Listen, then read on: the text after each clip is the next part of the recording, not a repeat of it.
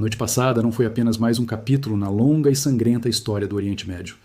O que vimos desenrolar-se sob o véu da escuridão foi uma fratura tectônica, uma daquelas noites em que a história prende a respiração e o destino de milhões de pessoas muda de curso em questão de segundos.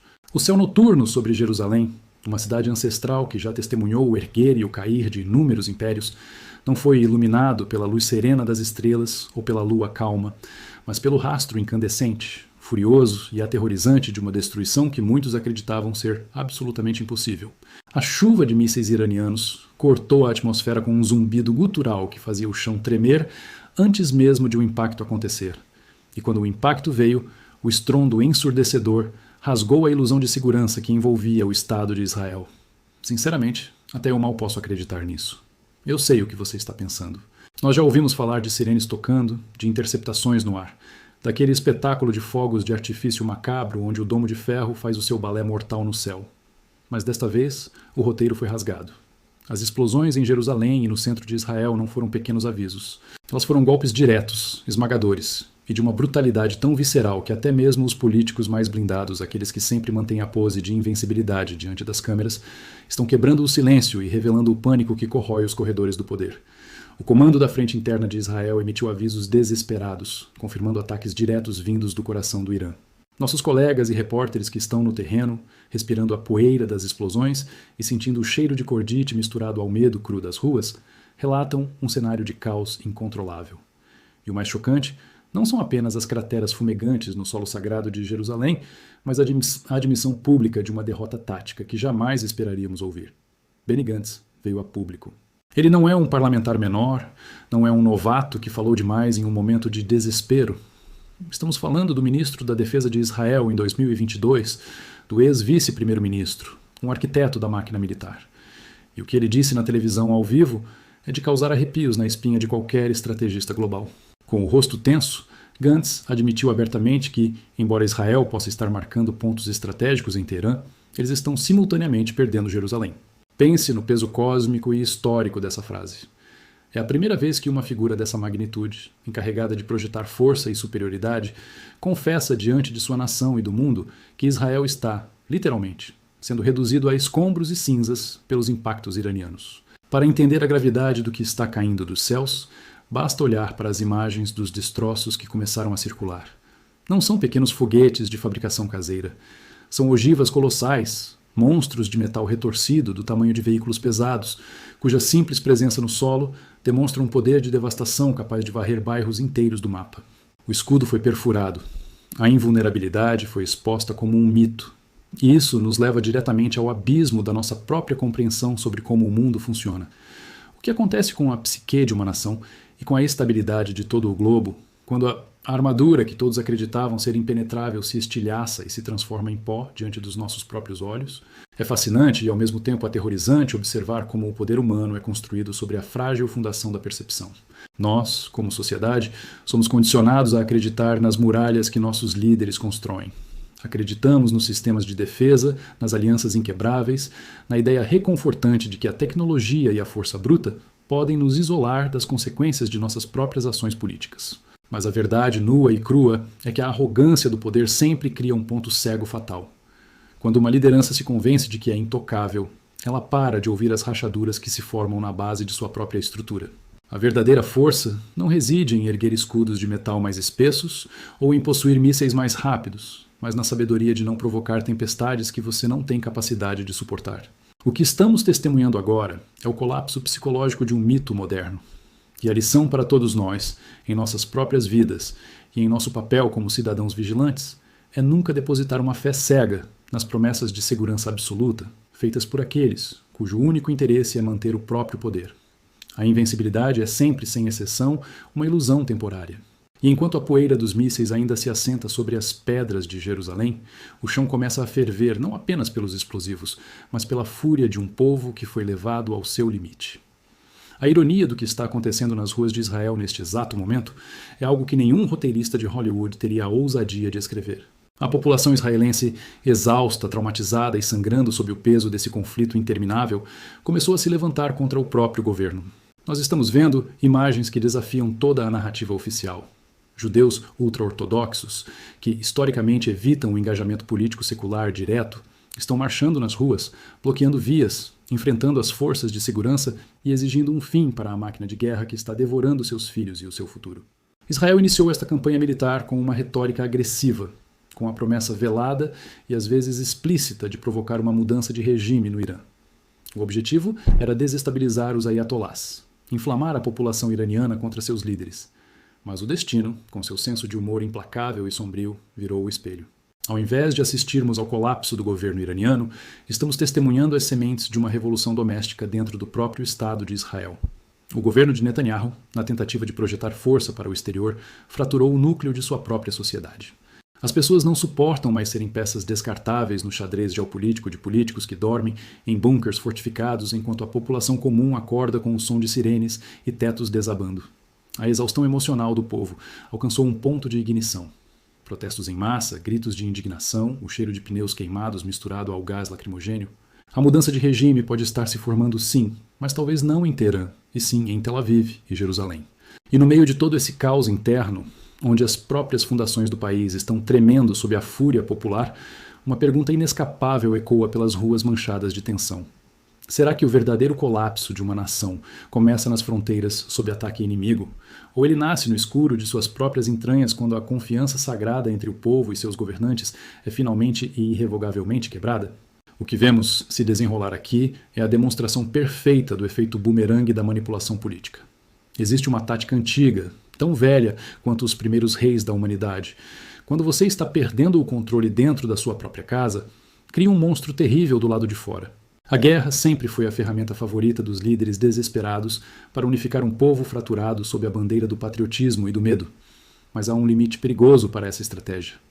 Quando o custo dessa guerra imaginária ou real começa a drenar o sangue, a sanidade e o sustento do próprio povo, o feitiço se vira de forma violenta contra o feiticeiro. A confiança cívica é como um cristal raríssimo. Uma vez trincado pela mentira contínua e pelo sacrifício unilateral, nenhuma quantidade de propaganda patriótica pode colá-lo novamente. O cidadão comum, em algum momento, acorda e percebe que o verdadeiro perigo não está apenas além das fronteiras, mas nos escritórios com ar-condicionado, onde homens de terno assinam ordens de morte sem nunca sentirem o cheiro da pólvora. Esta é a responsabilidade cívica definitiva. Reconhecer quando o nosso medo está sendo transformado em moeda de troca para o poder de outra pessoa. E se você pensa que esse incêndio está confinado às fronteiras de Israel e do Irã, então você não está acompanhando a velocidade alucinante com que as chamas estão se espalhando. O mapa global está sendo redesenhado a fogo. Nas últimas horas, uma nova nação foi arrastada para a beira do precipício. A Romênia. O Irã emitiu um aviso que gelou o sangue dos diplomatas europeus. Uma ameaça direta, crua e sem ambiguidades. O Ministério das Relações Exteriores do regime islâmico declarou publicamente que, se a Romênia continuar a permitir que os Estados Unidos utilizem suas bases militares e seu espaço aéreo para operações direcionadas ao Irã, o país do leste europeu será imediatamente considerado um participante ativo e legítimo na agressão militar. E eles deixaram claro que as consequências políticas, legais e físicas serão severas. Pensem no pânico absoluto em Bucareste neste momento. Pouco tempo antes, a Romênia havia concedido discretamente aos americanos a permissão para usar suas instalações. Um daqueles acordos de bastidores que governos fazem, achando que estão distantes o suficiente da linha de frente para não se queimarem. Agora, eles têm um alvo gigantesco pintado em suas costas. Sinceramente, conhecendo o modus operandi da Guarda Revolucionária, não me surpreenderia nem um pouco se nas próximas semanas víssemos mísseis balísticos ou drones kamikazes cruzando o espaço aéreo do Mar Negro em direção às pistas de pouso romenas. O mundo inteiro está sendo arrastado para o turbilhão. E enquanto o caldeirão ferve globalmente, qual é a resposta interna de Israel? Uma demonstração estarrecedora de desconexão com a realidade. As forças de defesa anunciaram que, em vez das 3 semanas originais planejadas para a campanha, eles agora têm planos operacionais detalhados para estender a guerra no Irã por 6 semanas ou mais. O porta-voz militar israelense foi aos repórteres falar abertamente sobre enfraquecer a infraestrutura balística, o aparato de segurança e as instalações nucleares iranianas.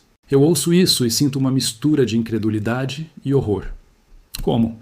Como eles pretendem sustentar um bombardeio profundo e estendido por mais de um mês, quando os relatórios de inteligência já mostram que os mísseis interceptadores da defesa aérea israelense estão se esgotando rapidamente? Eles estão ficando sem munição de defesa, enquanto cidades inteiras correm o risco de se transformarem em um novo e vasto campo de ruínas, de se tornarem uma extensão do cenário desolador que vimos em Gaza. É a loucura em sua forma mais pura.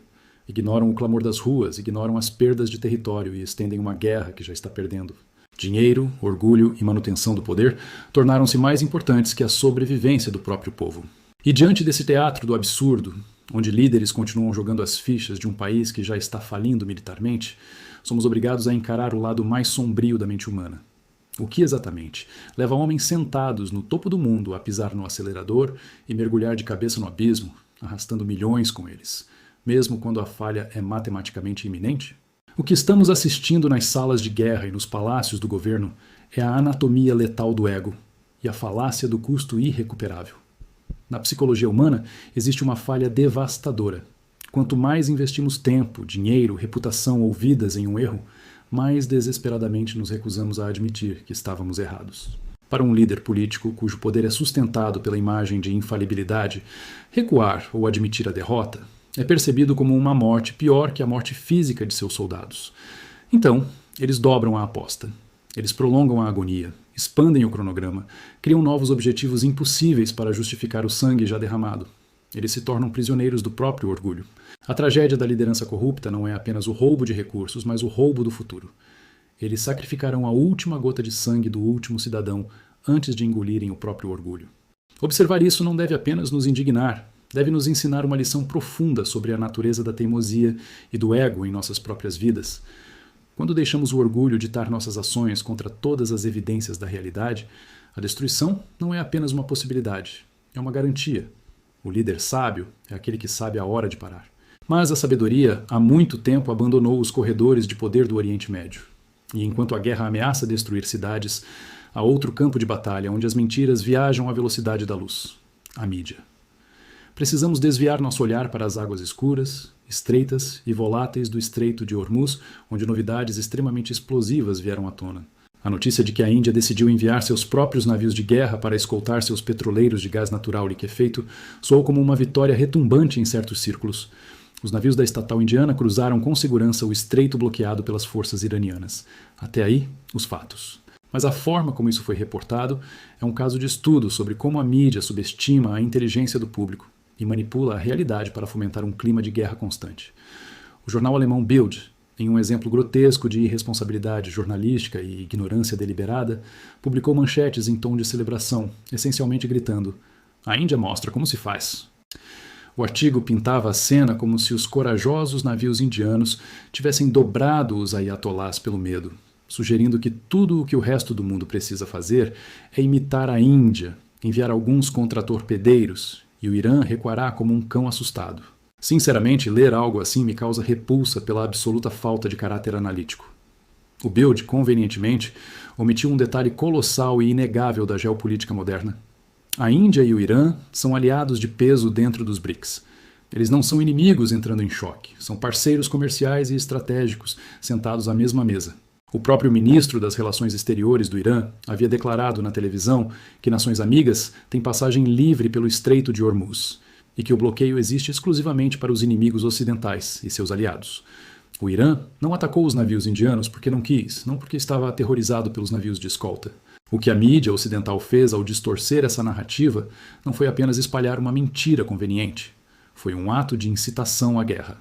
Ao vender a ilusão de que a força bruta resolve a passagem em Hormuz, eles estão incentivando países como o Reino Unido ou o próprio Estados Unidos a enviarem frotas achando que terão o mesmo sucesso. Mas se um navio americano ou britânico tentar forçar a passagem amanhã, independentemente de estarem escoltados por uma armada de porta-aviões, eles serão engolidos por uma tempestade de mísseis balísticos anti-navio. A mídia não está noticiando fatos, está escrevendo propaganda suicida a partir de escritórios confortáveis, jogando com as vidas de marinheiros reais. E isso nos obriga a encarar uma dura realidade sobre o mundo da informação em que vivemos. Por que nós, como sociedade, com acesso a todo o conhecimento do mundo na palma de nossas mãos, somos tão tragicamente suscetíveis a engolir cegamente essas narrativas plastificadas e mastigadas, enquanto a verdade complexa e perigosa afunda sob o peso da manipulação? Vivemos na era da arquitetura da mentira em massa. A mídia moderna e as estruturas de comunicação política descobriram um segredo tenebroso sobre a psicologia humana. Nós somos criaturas que buscam conforto cognitivo, não a verdade. É muito mais reconfortante acreditar na narrativa do herói contra o vilão, do forte triunfando sobre o fraco, do que aceitar o xadrez complexo, cinzento e moralmente ambíguo da geopolítica global. Aqueles que detêm o monopólio da informação sabem que podem modular nossas emoções, criar fúria artificial, ou incutir uma falsa sensação de segurança apenas alterando as palavras em uma manchete. Eles constroem uma realidade alternativa porque a verdade não dá lucro e não atende aos interesses dos complexos industriais militares. Nosso dever cívico mais urgente, nossa maior responsabilidade para não nos tornarmos engrenagens na máquina de guerra de outra pessoa, é cultivar um ceticismo profundo e afiado. Devemos questionar quem ganha quando nós sentimos ódio. Devemos investigar quem lucra com a nossa indignação. Quando abdicamos do nosso dever de pensar criticamente, não somos apenas espectadores desinformados. Nos tornamos cúmplices silenciosos das tragédias que permitimos que sejam escritas em nosso nome. E enquanto as manchetes brincam com fantasias de supremacia naval, a realidade no solo cobra seu preço inevitável. Um preço pago em sangue, caos e chamas. A fogueira do Oriente Médio saltou mais uma fronteira e agora engoliu o Iraque. O que costumava ser uma guerra de procuração oculta agora rasgou as sombras e veio à tona de maneira brutal. O país está rapidamente perdendo o controle de seu próprio território, deslizando perigosamente para o precipício de uma nova guerra civil, impulsionada pelas ondas de choque do conflito irano-israelense. Uma milícia fortemente armada, aliada a Teherã e operando com impunidade no Iraque, lançou um ataque fulminante contra a base militar dos Estados Unidos localizada no aeroporto de Bagdá. As informações que chegam são de virar o estômago. Segundo a própria milícia, 5 foguetes pesados rasgaram a noite iraquiana, impactando diretamente o complexo da base e resultando, segundo suas alegações, na morte de 6 soldados americanos e deixando outros 4 gravemente feridos. As forças militares americanas impuseram um bloqueio de informações nas primeiras horas, um silêncio sombrio e revelador.